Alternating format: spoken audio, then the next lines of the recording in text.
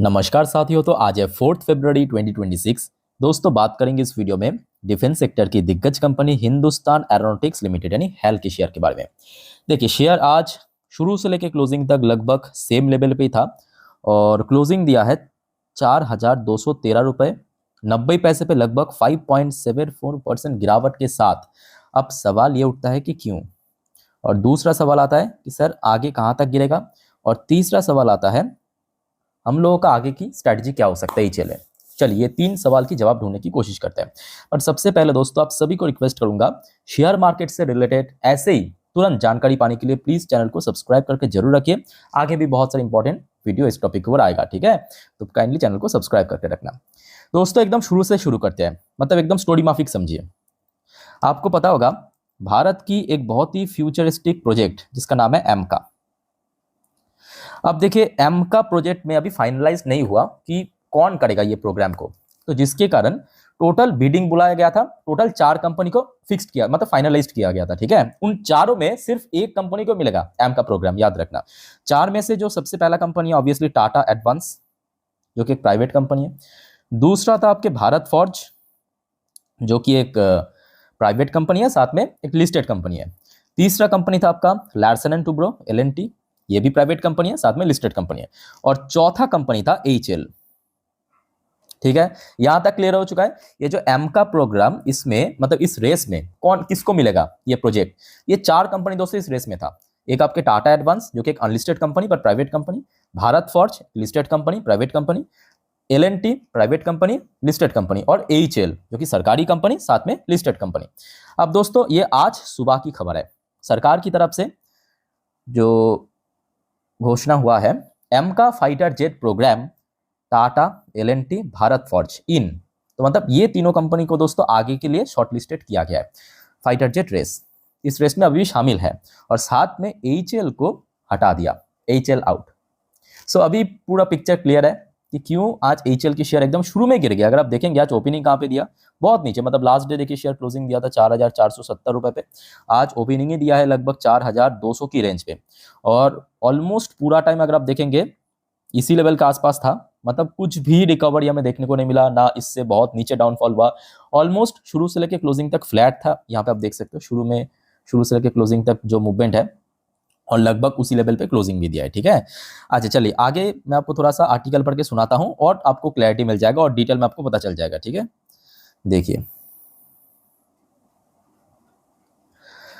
3 private sector company has been shortlisted to develop and manufacture next generation fighter jet under advance multi role combat aircraft, यानी AMCA programme के लिए ये जो 3 private company इसको shortlisted किया गया है, with a final winner to be decided with in the next 3 months. तो ये तीनों कंपनी में अभी रेस होगा, ये तीनों कंपनी में जिसको सरकार चुनेगा वही दोस्तों इस प्रोग्राम को हैंडल करेगा फ्यूचर में, मतलब एमका प्रोग्राम को, भारत की 6th generation fighter airjet.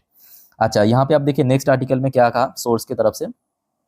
Source said that after a scrutiny of technical Beed, जो बिडिंग चल रहा था, आपको मैं शुरू में कहा था by 7 Indian entity, total 7 company में बिडिंग चल रहा था।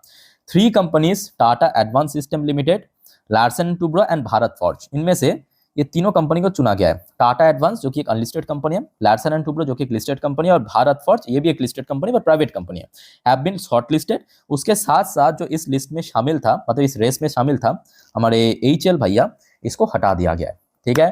तो दोस्तों इस बारे में आप लोगों का क्या विचार है कमेंट करके बताइए।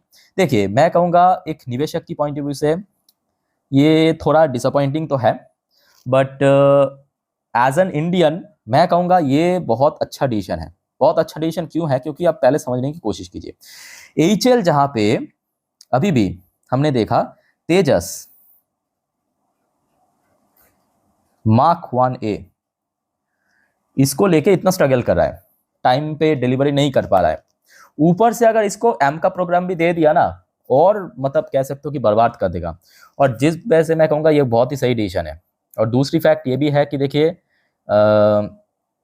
एचएल के पास इसका जो इंजन है वो बनाने की कैपेबिलिटी नहीं है, मतलब जो तेजस मार्क 1 है उसको लेके इतना स्ट्रगल कर रहा है, सिंपल भाषा में, ठीक है।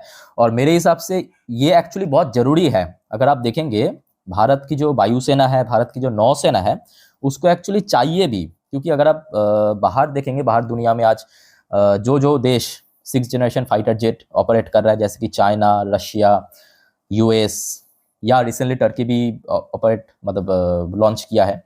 सो बहुत पहले ही इनके पास पहुंच गया था। भारत दोस्तों अभी भी मतलब स्ट्रगल कर रहा है इस मामले में। तो आई थिंक कि यहाँ पे प्राइवेट प्लेयर्स को एंट्री लेना चाहिए, मतलब देना चाहिए, आप कह सकते हो। और आई थिंक यहाँ पे अगर प्राइवेट कंपनीज की किसी को भी मिल जाए, चाहे भारत फोर्ज को मिल जाए, एल&टी को मिल जाए, टाटा एडवांस, तीनों ही अच्छी कंपनी है, बड़े लेवल की कंपनी, जिसकी कह सकते हो कि आप कैपेबल है इस प्रोग्राम को ऑपरेट करने के लिए। तो आई थिंक कि ये प्रोग्राम जल्द से जल्द दोस्तों हो जाएगा, कंप्लीट हो जाएगा, उसके बाद तो प्रोडक्शन वो भी अच्छे से हो जाएगा। तो आई थिंक कि ये एक अच्छा डिसीजन है। और देखिए, निवेशक के व्यू से ऑब्वियसली थोड़ा तो डिसअपॉइंटिंग होगा ही, बट कहीं ना कहीं एक भारतीय होने के नाते मैं कहूँगा बहुत सही डिसीजन है। बाकी दोस्तों आप लोगों का क्या विचार है इस बारे में, कमेंट करके प्लीज बताइए। खैर आगे बढ़ते हैं। तो यहाँ तक क्लियर हो चुका है कि क्यों एचएल की शेयर में गिरावट हुआ। अब दूसरा सवाल हम ढूंढने की कोशिश करते हैं जवाब, कि मतलब एचएल की शेयर अगर मान लीजिए कि फर्दर गिरावट होता है तो कहाँ तक गिर सकते हैं। उसके बाद हम चर्चा करेंगे कि आपका स्ट्रैटेजी क्या हो सकता है। अच्छा, एक और बात, आज जिस वजह से एचएल के शेयर में जहाँ पे गिरावट हुआ, दूसरी तरफ अगर आप देखेंगे इसी वजह से भारत फोर्ज की शेयर लगभग 3.5% के ऊपर मूवमेंट दिया है। एल&टी की शेयर भी देखिए लगभग 1% के आसपास मूवमेंट दिया, क्योंकि ऑब्वियसली उनके लिए पॉजिटिव अपडेट है। अब देखिए किसको मिलेगा अल्टीमेटली, फाइनल रेस में कौन जीतेगा वो अलग मैटर है, बट शॉर्टलिस्ट तो हो गया ना कि कोई भी जीत सकता है, यहाँ पे टाटा कोई मिल सकता है। ओके, बाय द वे सबसे पहले अगर हम टेक्निकल व्यू से बात करें तो शेयर लगभग अपना 6 महीने की लोएस्ट पॉइंट पे ही चल रहा है, 6 महीने की। अच्छा, 1 साल की व्यू से बात करें तो देखिए 4,000 के ऊपर जब तक है आई थिंक कि शेयर सेफ है, क्योंकि इसके पहले जब शेयर में गिरावट हुआ था, मैं लास्ट ईयर अप्रैल महीने की बात कर रहा हूँ, ध्यान से देखना, 8 अप्रैल 2025 कहाँ पे सपोर्ट मिला था, 4,000 की जोन पे। और उसके पहले भी अगर आप देखेंगे कुछ समय के लिए, मतलब मार्च की 4th वीक पे लगभग इसी लेवल के आसपास शेयर को अच्छे से सपोर्ट मिला था। तो मतलब शेयर में अगर इमीडिएटली गिरावट हुआ, मतलब नीचे और ज़्यादा, तो मे बी शेयर 4,000 की लेवल पे सपोर्ट मिल सकता है। यह हो गया एचएल के लिए सपोर्ट पॉइंट। अच्छा, ऊपर की तरफ रेजिस्टेंस की बात करें तो रेजिस्टेंस मैं कहूँगा बहुत सिंपल है, क्योंकि शेयर पिछले 6 महीनों पे लगभग ऊपर की तरफ देखिए पहुंच तो गया था लगभग 4,900 के आसपास आपके सितंबर अक्टूबर पे, बट उसके नीचे लगभग 4,500 की लेवल पे भी रिसेंटली, मतलब पास्ट 2-3 महीनों पे काफ़ी बार स्ट्रगल किया। तो ऊपर की तरफ अभी जो इम्पोर्टेंट रेजिस्टेंस है 4,500 से लेके 4,600, ठीक है। तो ये क्लियर हो चुके हैं कि कहाँ तक गिर सकता है इसका रेजिस्टेंस से सपोर्ट। अच्छा, अब तीसरा जो सवाल ये उठता है कि सर स्ट्रैटेजी क्या होगा।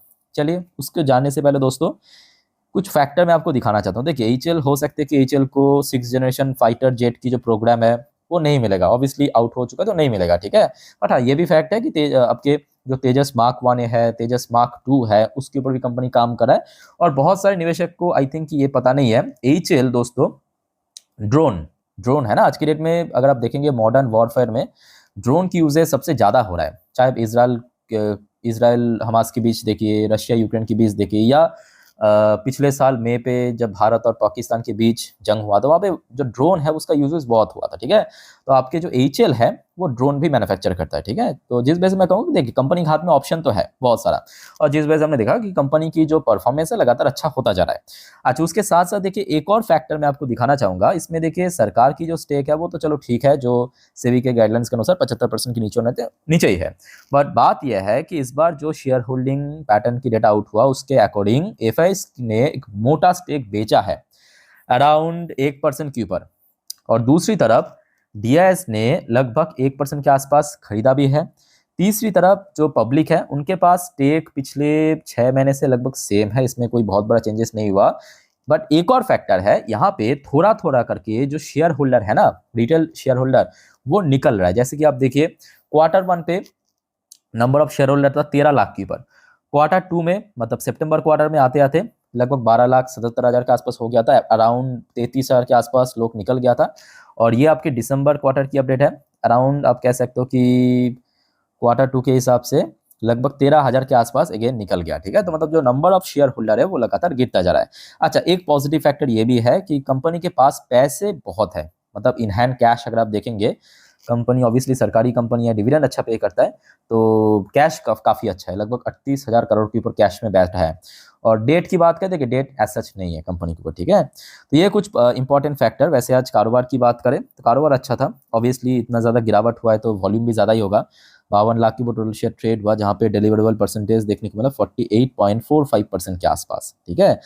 अब देखिए यहाँ पे एक और चीज़ मैं बताना चाहूँगा, क्या करना चाहिए। तो सबसे पहली बात देखिए, कंपनी की Q3 की अभी रिजल्ट आउट हुआ नहीं है, आगे होगा। अभी तक कंपनी ने डेट भी डिक्लेयर नहीं किया कि कब रिजल्ट आउट करेगा, बट मोस्टली चांस है वही 12-13 तारीख के आसपास हो जाएगा, क्योंकि आमतौर पे वही होता है, ठीक है। तो मेरे हिसाब से पहले Q3 के रिजल्ट को देखिए, समझिए, उसके बेस पे डिसीजन लीजिए। बट हाँ, मेरे हिसाब से देखिए, आप अगर लॉन्ग टर्म इन्वेस्टर्स हो ना, लॉन्ग टर्म इन्वेस्टर्स, तो आई थिंक यहाँ पे आपको जल्दबाजी करने की जरूरत नहीं। और खास करके आप पुराने निवेशक हो, मतलब काफ़ी पहले निवेश किया, आज मोटा प्रॉफिट में हो, तो आई थिंक यहाँ पे आपको जल्दबाजी करना बहुत ज़्यादा बेवकूफ़ी होगा। और बाकी अगर आपको खरीदना है तो मैं कहूँगा पहले आप रिजल्ट चेक कीजिए, उसके बेस पे डिसाइड कीजिए, ठीक है। और रिजल्ट आते ही मैं आपको जरूर इन्फॉर्म कर दूंगा। बाकी दोस्तों, और कोई कंफ्यूजन, डाउट कमेंट करके बताइए। और वीडियो अच्छा लगे तो वीडियो को लाइक करना, चैनल को सब्सक्राइब करके जरूर रखना फर्दर पाने के लिए ऐसे ही वीडियो। इस वीडियो को वाइंड अप करता हूँ। टेक केयर, बाय बाय, जय हिंद।